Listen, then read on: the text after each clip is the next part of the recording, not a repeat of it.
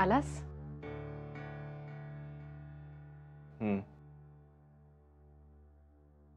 घरी यावंच लागणार ना, तोंड लपवायला.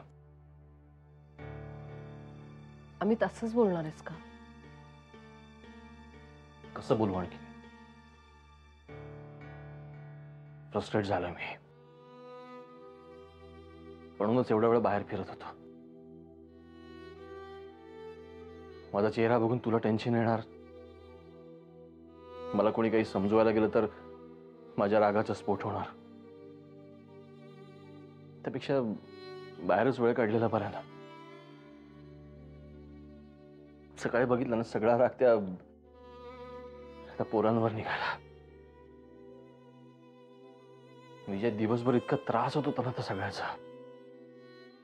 अरे, आदित्य आणि मेघना मुलांना घेऊन बाहेर गेली होती फिरायला.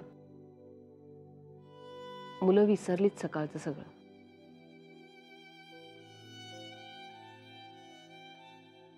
पण मी नाही विसरलो विजय. मुलांवर आपण जेव्हा ओरडतो ना, तेव्हा दुप्पट जोराने ते आपल्यालाच लागतं. बरं ऐक, आता तू फ्रेश हो आणि जेवून घे.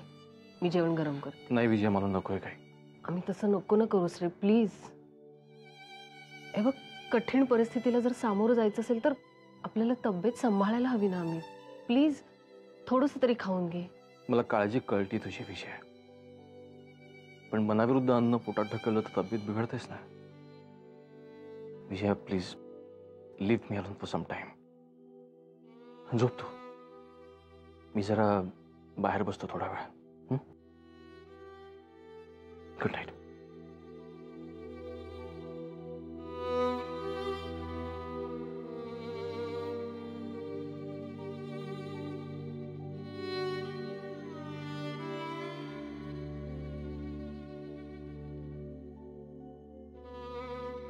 जरा वेळ एकटं बसावं म्हणून बाहेर येऊन बसलास तर बापच दत्त म्हणून समोरून उभा राहिला ना.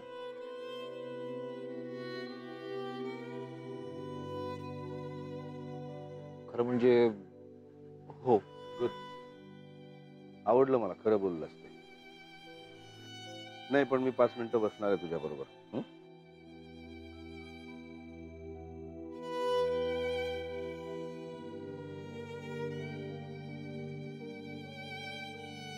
खूप डिस्टर्ब आहेस ना?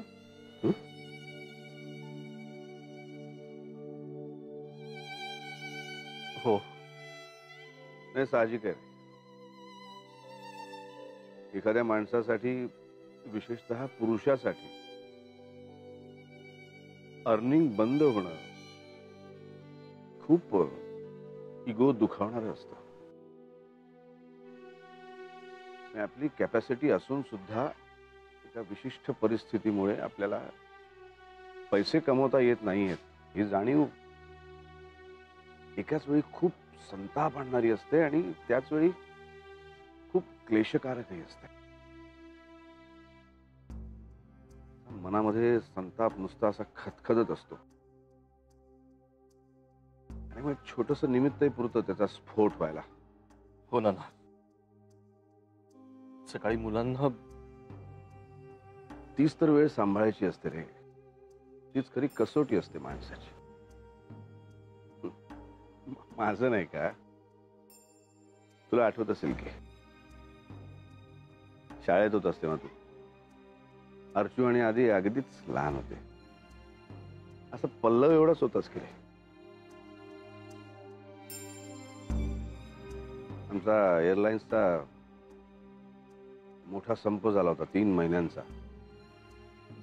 मी एकटा कमावता, त्यात अण्णांचं मोठं ऑपरेशन झालेलं नुकतंच. त्यात बेबीताईच्या मुलीच्या लग्नासाठी मी आर्थिक मदत केली होती. घरात खूप अशी आर्थिक ओढाताण चाललेली होती सगळी. घरात सगळी आर्थिक चणचणच होती सगळी. त्याहीपेक्षा कामाशिवाय नुसतं बसून राहणं मला असं अगदी असह्य झालं होतं. आणि मी एकदाच आयुष्यात एकदाच आणि शेवटचं पाटी फोडलीस म्हणून तुला खूप मारलं होतं ना. आठवते ना ना, पाठी फुटल्यापेक्षा ना तुम्ही मारल्याचं जास्त वाईट वाटलं होतं.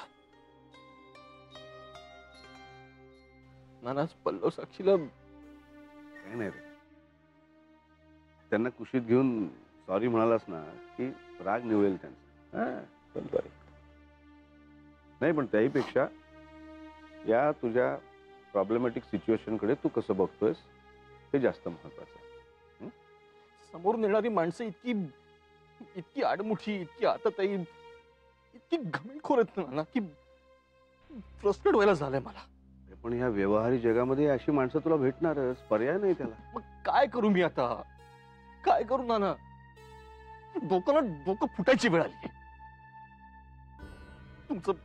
तुमचं मेरिट, तुमचा शहाणपणा, तुमचा अनुभव, याला काही किंमतच नाहीये, काहीच किंमत नाही. सगळे अधिकार त्या समीर वासकरच्या हातात, आणि त्याला त्याच्या आजूबाजूला अशी माणसं हवी आहेत ना जी त्याला जड जाणार नाही, त्याला विरोध करणार नाही. तर माझा इन्सल्ट करून मी स्वतःच कसा राजीनामा देईल ना, याचे प्रयत्न चालू आहेत. नाना एकटा असतो ना तर तोंडावर राजीनामा फेकून निघून आलो असतो, पण बायको, मुलं, या घरातला मोठा मुलगा म्हणून जबाबदारी आहेच ना माझ्यावर. नाना कळतं रे, मला कळतंय. फ्रस्ट्रेट झालायस, वैतागलायस, खाणं पिणं सुद्धा नकोसं झालंय, जाऊन कोणाला तरी बदडावं असं वाटतंय, आणि आपण कुठेतरी कमी पडलो असंही वाटतंय, आणि त्याच वेळी आता आपलं कसं होणार असंही वाटतंय. पण ही स्थिती खूप धोक्याची असते. आपला जेव्हा इगो दुखावलेला असतो ना, तेव्हा समोरच्याचा आलेला संताप, आपली अगतिकता, सहाय्यता, या सगळ्या भावनांचं असं एक घट्ट धुकं आपल्या डोळ्यासमोर असं दाटलेलं असतं. आणि मग या सगळ्याची कोंडी फोडून आपण बाहेर पडण्यासाठी ज्या दारावर मारे जीवाच्या आकांताने धडका मारत असताना ते उघडावं म्हणून, त्या दारावर आतून पूल म्हणजे ओढा असं लिहिलेलं असतं. हे सुद्धा आपल्याला त्या धुक्यामुळे दिसत नाही. आलं लक्षात?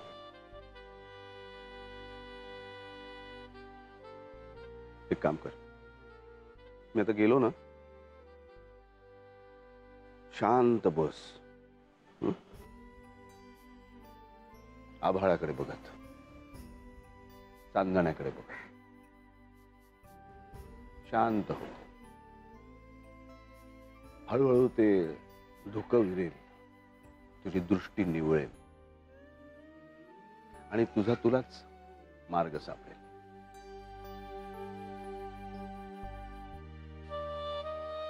अरे आमचं बळ आहेच तुझ्या पाठीशी, पण तू तुझ्या स्वतःशी बोलून तुझं स्वतःचं जे बळ तयार करशील ना, ते महत्वाचं आहे. आणि तुला मिळेल. ओके, चला, ऑल द बेस्ट.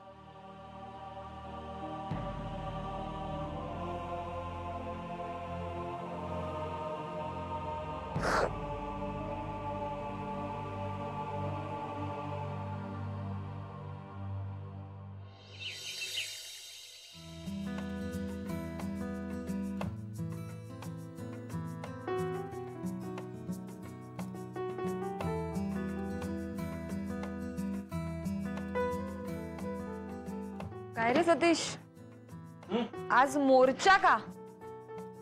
मोर्चा थेट त्यांच्या घरी? थेट त्यांच्या घरी. काय अर्चो, अडून अडून वार करणं आपल्या रक्तात नाही. आपण म्हणजे एकदम रोखठोक, समोरासमोर. नाही, बरोबर आहे तुझं, पण तरीही सतीश मला काय वाटतं माहितीये का, म्हणजे अनायचे काल ते इथे आलेच होते ना, मग माईन समोर, आदित्य समोर, मेघना समोर डायरेक्ट जो काही तो सोक्षमोक्ष लावून मोकळं व्हायचं होतंस. खरं सांगू, सणसणीत आवाजात 4 प्रश्न विचारावे असं सारखं वाटत होतं मला. तोंड शिवशिवत होतं, पण माईंसाठी थांबलो. मनात विचार आला, आपल्या घरामध्ये तलवारींची खणखण नको, त्यापेक्षा बेस्ट म्हणजे त्यांच्या घरी जाणं, समोरासमोर. All the best. थँक्यू. आणि सतीश जरा जपून. Archu, don't worry. Archu, I am sorry.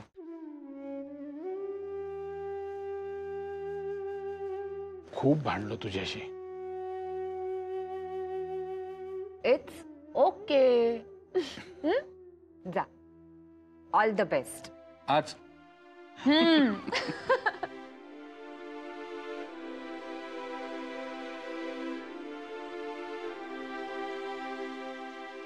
खरं तर मेघना आणि आदित्यने स्वतःहून पुढाकार घ्यायला होता या प्रकरणात. पण पुढाकार तर जाऊ देत, साधा सपोर्ट सुद्धा करत नाहीये ते सतीशला.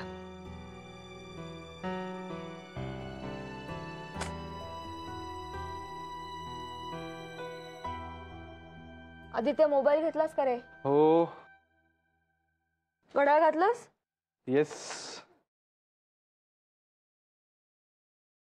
चलो, उशीर होतोय.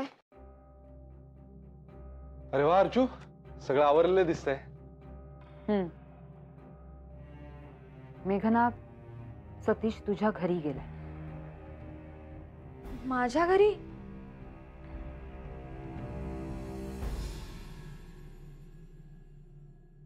हो, तुझ्या घरी. कारण तुझ्या बाबांनी सतीशचा जो काही पिच्छा पुरवलाय ना, त्याचा सोक्ष लावायला गेलाय तो तिथे. मी तुम्हाला दोघांनाही आधीच म्हटलं होतं. रादर तुम्ही दोघांनी स्वतःच्या डोळ्यांनी बघितलंय की तुझे बाबा सतीशला किती त्रास देत आहेत ते. खरं तर या सगळ्या प्रकारात मेघना, तू स्वतःहून पुढाकार घ्यायला हवा होतास. तुझे बाबा आहेत ते. पण तू तसं काहीही केलं नाहीस. आम्हीही बोलू शकलो असतो की, पण जर असं केलं असतं तर तुझ्या बाबांचा अपमान झाला असता. बघितलंस मेघना, तुझा आणि तुझ्या वडिलांचा आम्ही इतका विचार करतो, पण आमचा अपमान होतोय त्याबद्दल तुला काहीही वाटत नाही. काही खरंच तसं नाही. नाही तू अर्चू, एक गोष्ट तुला ऑनेस्टली सांगतो, मेघनाचे बाबा खूप डॉमिनेटिंग आहेत. त्यांनी तिचं बोलणं सहज धुडकावून लावलं असतं तर ती काय बोलणार आहे. आणि मी स्वतः 2 दिवसांनी त्यांच्याशी बोलायचं ठरवलं होतं. सतीश आज स्वतःच गेला बोलायला, ते खूपच बरं झालं. जे काय असेल ते समोरासमोर होऊन जाईल ना. घे रे, कॅज्युअलीच घे. तू सगळ्या गोष्टी कॅज्युअली घे. अगं पण खरं सांगू आधी, मला ना सतीशची खूप काळजी वाटते. अरे अर्चू, तू नको काळजी करूस. मी काय म्हणते, आपण जाऊयात का माझ्या घरी? कशाला? सतीशला वाचवायला? अगं वेडी आहेस का? त्याचा भाता अनेक अतरंगी बाणांनी सतत भरलेला असतो. त्यामुळे तुम्ही दोघींनी टेन्शन घेण्याची काहीच गरज नाही. आणि तसंच काय असेल तर सतीश कळवेल ना मला. So relax. चल निघूया. चल यार. येते.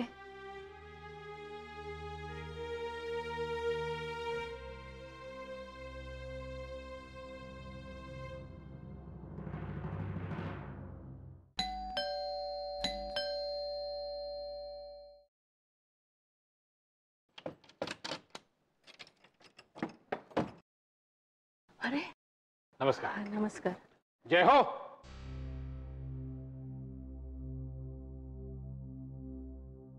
जय हो. मी येऊ का असं विचारणार नाहीये. मी आलोय.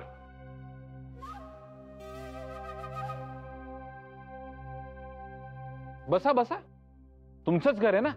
बसा. हो. बसा. बसा.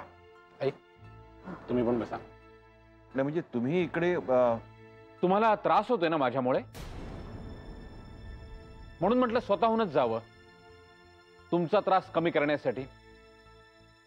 आज सगळं संपूनच टाकतो मी. संपवून टाकूया बाबाजी. सांगतो ना.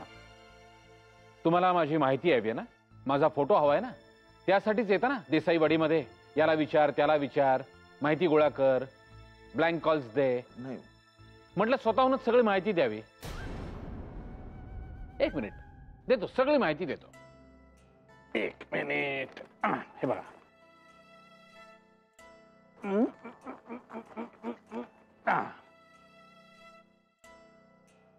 हा माझा अल्बम. यामध्ये पुष्कळ फोटो आहेत, अगदी माझ्या मुंजीपासूनचे फोटो आहेत. यामधला तुम्हाला जो फोटो हवाय ना तो तुम्ही घ्या. रादर मी तर म्हणतो सगळेच फोटो घ्या.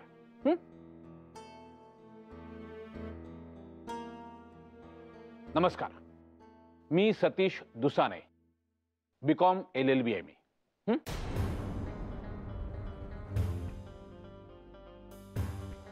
आता या सगळ्या माहितीची तुम्हाला जी काही पूजा घालायची आहे ती घाला. तुमच्या मनात ज्या काही शंका असतील त्या विचारा. मी तुमच्या प्रत्येक शंकेचं निरसन करेन. संपून टाकूया एकदाच हे सगळं. हो हो हो हो संपवून टाकूया. मी आलोच. मी आलोच.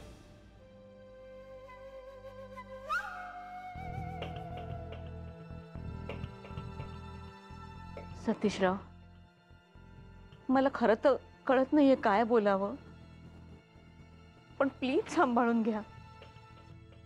यांच्या वतीने मी माफी मागते तुमची. आई, हा सामना सतीश दुसाने वर्सेस सुरेश कुडाळकर असा आहे. या सामन्याची झळ तुमच्यापर्यंत आणि मेघनापर्यंत पोचणार नाही. तुम्ही निर्धास्त राहा.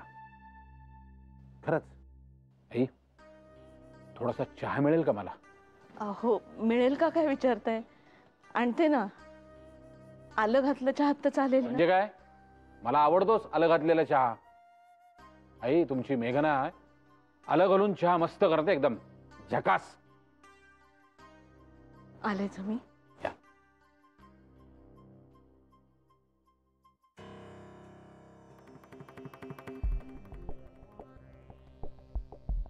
हॅलो. अहो, कामा करता तुम्ही की गोट्या खेळता का? काय आलं? अहो, त्या दुसानीची माहिती तुम्हाला काढायला सांगितली होती. काय माहिती सांगितली तुम्ही मला जे कळलंय त्याच्या 5% पण माहिती नाही पुरवली तुम्ही. तो बीकॉम झाला एवढंच सांगितलं, पण वकील आहे तो, LLB केलंय त्यांनी, कायद्याचं ज्ञान आहे त्याला, हे नाही तुम्हाला कळलं वाटतं. म्हणजे नेमक्या मला ज्या धोकादायक गोष्टी आहेत त्या बरोबर वगळल्यात तुम्ही. मला सांगा, एवढी अमूल्य माहिती तुम्हाला दिली कोणी? त्या दुसानीनीच. बाहेर बसलाय, माझ्या घरात येऊन माझ्या उरावर बसलाय तो. बरं, तो इकडे यायला निघालाय हे पण मला नाही कळवलं तुम्ही. आता आलाय ना तुमच्या समोर, तर घ्या त्याच्याकडून माहिती. माझी काय गरज आहे तुम्हाला? हो, जास्ती बोलू नका तुम्ही. नाहीच बोलणार आहे. तुम्ही फक्त आधीचे आणि आत्ताचे पैसे टाका, हे मात्र बोलणार आहे रोज. हे बघ, कट केलं. हा गाऊ माणूस.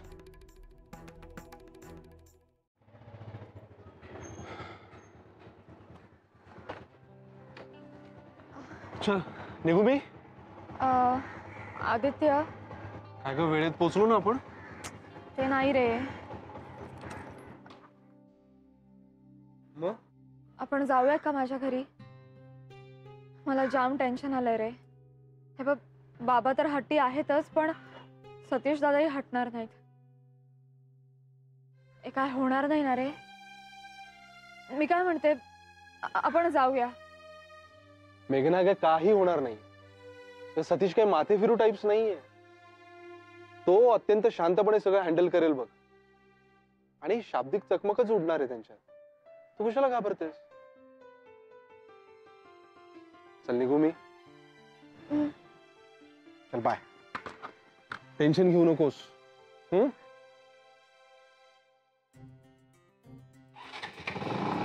चल बाय.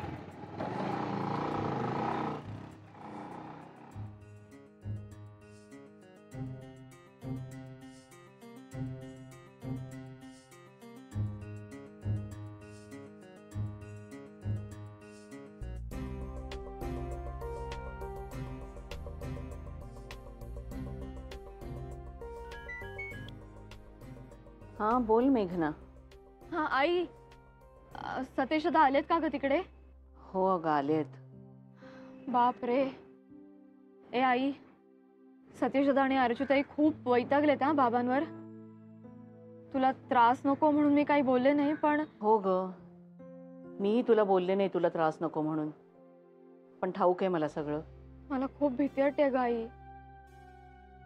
बाबांचं तुला ठाऊकच आहे आणि सतीश दादा पण खूप भडकलेत.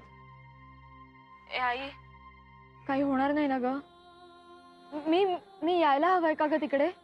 अगं नको नको, म्हणजे ना संधी साधून मी सतीश रावांशी बोलले अगं, त्यांना सांगितलंय जरा सांभाळून घ्या म्हणून.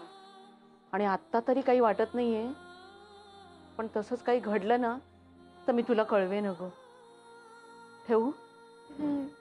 ठीक आहे, बाय. चल ठेवते.